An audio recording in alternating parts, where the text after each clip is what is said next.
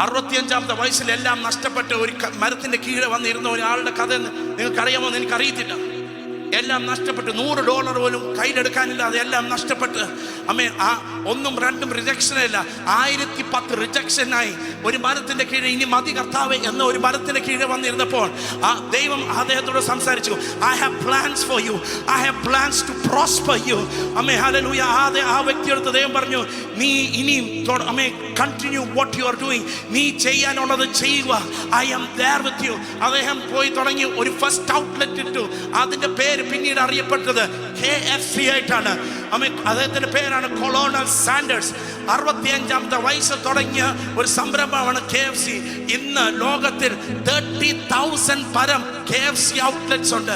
അവരുടെ സ്റ്റാറ്റ്സ് ഇങ്ങനെയാണ് പറയുന്നത്, എല്ലാ 3 മണിക്കൂറിൽ ഒരു പുതിയ ബ്രാഞ്ച് അവരുടെ ഓപ്പൺ ആവുന്നു.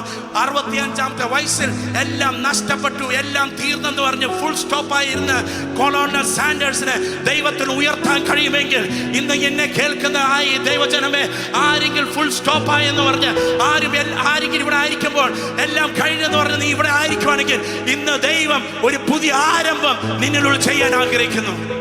വിശ്വസിക്കുന്ന അല്പസമയം അന്യഭാഷകള് ഓ